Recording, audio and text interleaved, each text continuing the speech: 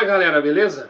Beleza nem tanto, né? Eu vim aqui nesse vídeo para poder meio que completar ou complementar a análise do jogo que eu fiz ontem, depois do Grêmio ter perdido para a Chapecoense na Arena do Grêmio.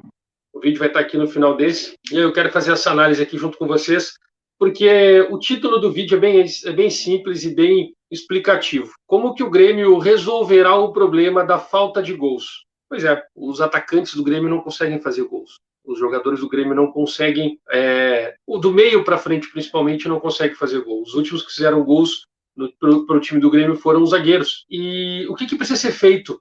O que o Grêmio precisa fazer? O que o Roger precisa fazer para resolver esse problema da falta de gols?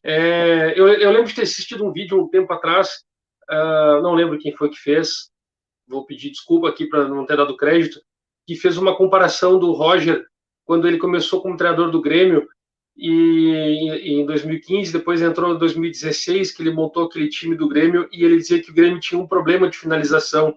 A gente lembra até do Pedro Rocha, que sofria para fazer gols, né? O Cebolinha não queria assumir a titularidade, achava que não era o momento, e o Roger deu uma entrevista, dizia que aceita que dói menos, né? A posição é essa.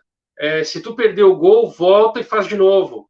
Ele dizia muito isso. Então ele deixou os jogadores do Grêmio naquela época mais à vontade, os guris da base mais à vontade. Não estou falando sobre qualidade, estou falando especificamente do fato do Grêmio não conseguir fazer gol, e naquela época ele deu esse tratamento. O que ele precisa fazer agora? A gente sabe que ele está treinando finalização, e a gente está lá acompanhando. O Grêmio tem treinos específicos para finalização, mas ainda falta um detalhe. Precisa chegar nesse jogador que está batendo a gol e conversar com ele, nesse treinamento, e dizer para ele, cara, tu precisa fazer isso aqui. Tu tem que treinar ele para aquela função e não deixar ele simplesmente batendo e treinando da forma que ele acha que tem que ser feito. Como ele, hoje eu quero fazer um gol bonito, eu vou botar a bola lá no ângulo, né, nos treinos, vou ficar treinando só bola no ângulo. Não, cara. O Grêmio está numa Série B e o Grêmio precisa fazer gol. Para vencer os jogos, precisa fazer gol. Não tem como tu não vencer. Tu vencer sem fazer gols, né? Nem que só se o teu adversário fizer gol contra. Mas isso é quase que impossível de acontecer. Nos treinos, alguém precisa chegar pro atacante e falar para ele, como o Roger fez na época com o Pedro Rocha, com o Cebolinha, explicou o que precisava, o que ele queria que eles fizessem, e as coisas aos poucos foram funcionando. E aí a gente volta a falar aqui sobre o esquema, que é o principal detalhe desse vídeo que eu quero falar, a forma que ele está atuando neste momento sem o Diego Souza, que é o principal artilheiro do Grêmio, o Elkson, que ainda vai levar mais 4 ou 5 rodadas para jogar, para poder entrar fisicamente, estar bem para jogar, e tu está utilizando o Elias, e tu tem o Kelvin Quejada, que entrou bem. Mas a gente sabe que isso é pouco, porque o Elias, ele não é um centroavante, ele não é um 9, ele é um cara de lado que está se especializando para ser um 9, e está quebrando o galho. Então, esse é o detalhe que o Roger precisa fazer para mudar essa forma, porque a gente sabe que o Elias sabe fazer gol, a gente sabe que ele consegue fazer, ele fez gols a carreira dele inteira, desde que ele começou na base, ele sempre foi artilheiro do Grêmio, enquanto ele estava no time que ele disputava, ele era o artilheiro. O ano passado, ele terminou o ano como artilheiro do Grêmio na transição, assim como o Ricardinho, que está no seu segundo ano como profissional, né? Completou um ano há pouco tempo atrás, em março, completou um ano de profissional. Então ele precisa trabalhar essa forma. O que eu quero passar aqui? Que ele tem que mudar. O Grêmio jogou contra a Chapecoense com uma falha no lado direito. O Grêmio não atacava pelo lado direito. A culpa não era do Campas, e sim que o Grêmio não tinha um lateral que fizesse esse suporte. Quando o Edilson entrou, melhorou. Quando o Edilson entrou, melhorou. O Campas sentiu mais à vontade para jogar. Teve essa mudança. Foi fundamental isso para o time do Grêmio. E quando ele resolve tirar o Elias e botou o Ricardinho nessa mesma modificação, o Grêmio deu uma melhorada. Mas eu ainda friso e coloco aqui como força que a mudança tinha que ser feita no volante. Tirar o volante e ter colocado o Ricardinho. Por quê? Porque tu ia usar o Elias de lado. E aí o Elias, no lado, consegue jogar melhor do que ele joga como centroavante. Ele teve várias escapadas pelo lado esquerdo quando ele caiu pelo lado esquerdo. Pela sua força, sua velocidade, ele chegava na linha de fundo ou dentro da área com facilidade.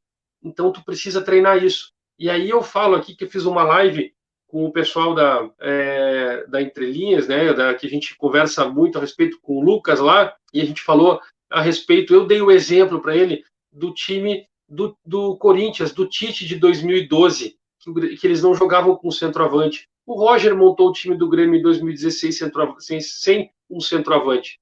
Ele pode fazer isso com o Elias. Recua o Elias, tira ele de dentro da área e faz com que o Grêmio jogue nas costas do adversário. Tu vai continuar trabalhando a bola, mas ali naquela área central.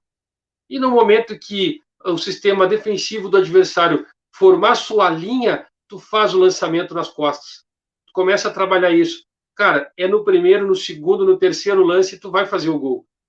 E aí o time vai ficar um pouco mais preocupado. Tu traz o time de volta para o teu campo e sai no contra-ataque. Não para dentro do teu campo, mas eu quero dizer naquela área central do grande círculo ali. E tu sai no contra-ataque. Aí tu tem o Elias podendo fazer o facão, tu tem o próprio Campaz por um lado, tu tem o Ferreirinha pelo outro, tu vai conseguir criar isso. Na minha visão, hoje, com os jogadores que o Grêmio tem, hoje, as características dos jogadores que estão disponíveis para jogar, tu tem que criar isso. Tu ficar insistindo nesse sistema sem ter os teus principais jogadores que seriam para fazer os gols, que são trabalhados, né, ou estão sendo taxados de os artilheiros, que é o Diego Souza e o Elkson, cara, nós temos aí 5 rodadas. O Diego Souza não vai jogar contra o Guarani. Se ele jogar, vai jogar no sacrifício para tentar uma vitória. Ele vai jogar na outra rodada, na quarta rodada. E o Elkson só vai jogar na 7ª. Ou seja, nós temos aí 4 rodadas ainda para sofrer, sendo que tu pode fazer um treinamento e para ajustar esse time para as coisas fluírem dessa forma. Eu vejo dessa forma, eu vejo neste detalhe a situação em que o Grêmio precisa criar e acertar o seu ataque, aproveitar a velocidade dos jogadores para as coisas acontecerem ao natural. Se tu deixar para depois, não vejo grandes possibilidades do Grêmio conseguir sobreviver essas primeiras 6, 7 rodadas, inclusive até com mudança de diretoria e comissão técnica correndo risco por conta de tu não estar usando os jogadores, tu não estar usando tua melhor qualidade no teu time. Não sei o que vocês acham, torcedor. Comenta aqui embaixo o que o Grêmio precisa fazer para mudar. Concorda comigo ou não? Comenta aqui que eu vou responder a todos vocês. Que é Grêmio.